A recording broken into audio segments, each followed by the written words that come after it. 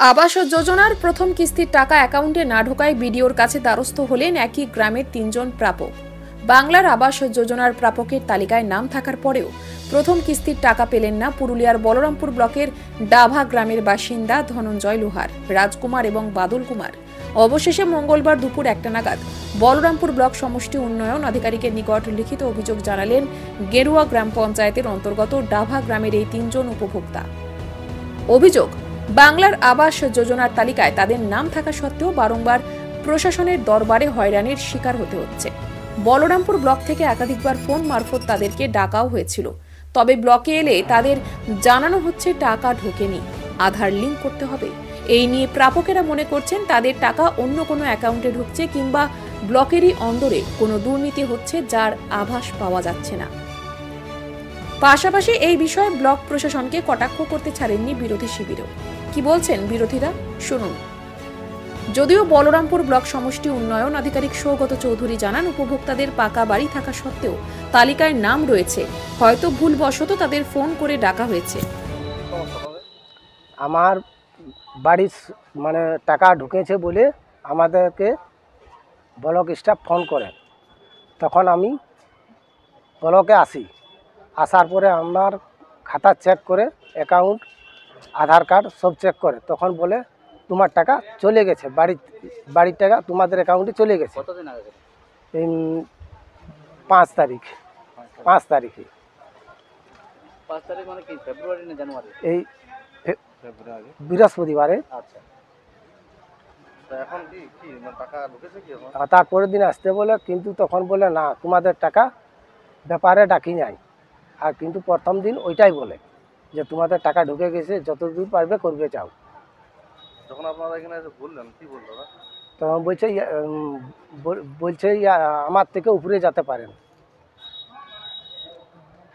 আপনার অ্যাকাউন্ট সব ঠিক ছিল? হ্যাঁ, সব ঠিক আছে। তাহলে টাকাটা কোথায় ঢুকেছে আপনারা জিজ্ঞাসা করেছিলেন? হ্যাঁ, জিজ্ঞাসা করেছি, কিন্তু বলছে নাই, কোনো উত্তর দিতে চাইছে না। কি মনে করছেন কি হয়েছে?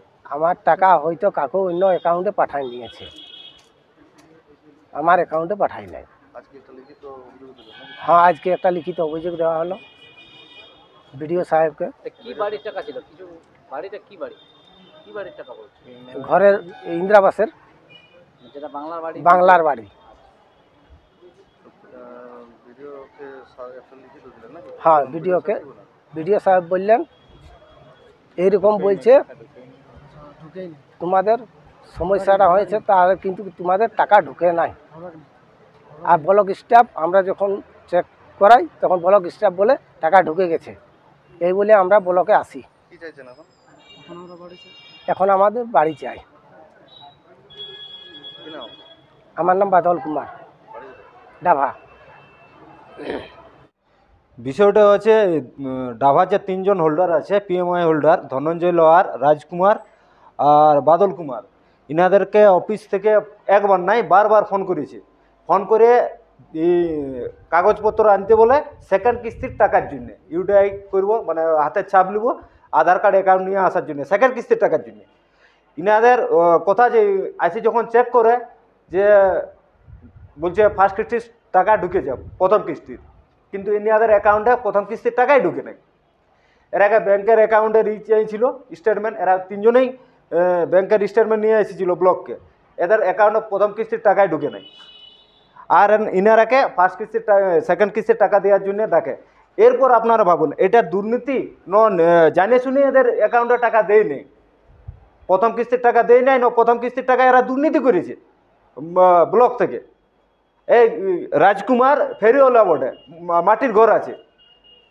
আমার বলার উদ্দেশ্য হচ্ছে ইনাদের টাকাগুলো যেমন যত তাড়াতাড়ি হয়, ইনাদের টাকাগুলো যেমন 3 জনেরই ঢুকে। আর ইনাদের দাবি হচ্ছে যে আমাদের প্রথম কিস্তির টাকা ঢুকেছে, ব্লক অফিস থেকেই বলছে, একবার নয় বারবার বলছে, বারবার ডেকে সেকেন্ড কিস্তির টাকা বলছে আপনারা পাবেন, আর কিন্তু ইনারা প্রথম কিস্তির টাকাই পায়নি। কি অভিযোগ আপনারা বলুন, ব্লকে এসছেন, কি ব্যাপার? ব্লকে ওই টাকার জন্য আসা আছে, ইন্দিরা আবাসের টাকা কি আপনি পান নাই নাকি? না, পাই না। প্রথম যেদিন আসি সেদিন উপরে চেক করাই, ঠিক আছে, তো সেদিন বলে আপনাদের টাকা ঢুকে গেছে অলরেডি। তারপরে বলছে ম্যাডামকে জিজ্ঞাসা করলো, বলছে ম্যাডাম বলছে টাকা তো ঢুকে গেছে, ইয়াদের অ্যাকাউন্টে ঢুকে নেয়। তো ম্যাডাম বলছে তাহলে লিমিট বাঁধা আছে হয়তো, তার জন্য ঢুকে নেয়। তারপরে বলছে ঠিক আছে দেখছি, বলছে আজকে তো একটু ইয়ে আছে, কালকে আসো বলছে। কালকে পরের দিনে আসলি, পরের দিনে আসেনি, আমরা সকাল থেকে 4:30 অবধি ছিলাম, ঠিক আছে। তারপরে বলছে ঠিক আছে, বলছে চেক করে দেখছি। চেক করার পরে বলছে না তোমাদের টাকা বলছে এখন নাই, বলছে তোমাদের ইয়েটা কাটা গেছে বলছে, এখন হবে কি নাই। ইয়েটা আমাদের লিস্টের নামটা কাটা গেছে। হ্যাঁ, প্রথম দিনে বলে টাকা ঢুকে গেছে, তারপরে বলছে তারপরের দিন বলছে টাকা ঢুকে না, কাটা গেছে, লিস্টের নাম কাটা গেছে। তার হ্যাঁ, কতদিন আগে কোথায় অ্যাপ্লাই করেছিলেন? আমরা এখানে আমরা অ্যাপ্লাই করেছিলেন না তো সরকার অ্যাপ্লাই করেছিল? সার্ভে হয়েছিল, এখানে ঘরে ঘরে সার্ভে করেছিল, ঘর যায় যায়, এখন কি মনে করছেন কি? যাতে টাকাটা পাই আমরা, আর কি না হয় বড় সড়ো আন্দোলন হবে আর কি এটা নিয়ে। আমার নাম ধনঞ্জয় লোহার, ডাভা। ডিলাক্স রুম এবার পুরুলিয়াতে। পুরুলিয়া শহরের নামও পাড়াতে অবস্থিত হোটেল পিনাকি সদনে। হোটেল পিনাকি সদনের নতুন সংযোজন ডিলাক্স রুম। এখানে আপনি পেয়ে যাবেন deluxe room, AC room, non AC room, রয়েছে পর্যাপ্ত পরিমাণে পার্কিং এর ব্যবস্থা, রয়েছে ম্যারেজ হল, সঙ্গে রয়েছে ডাইনিং হল। বিবাহ, অন্নপ্রাশন এবং যে কোনো সামাজিক অনুষ্ঠানের জন্য আজই যোগাযোগ করুন হোটেল পিনাকি সদনে। পর্যটকদের জন্য রয়েছে বিশেষ ব্যবস্থা।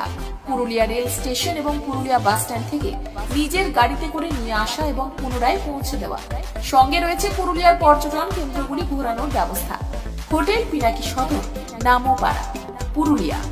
মোবাইল নাম্বার 9434854845 এবং 9434211445।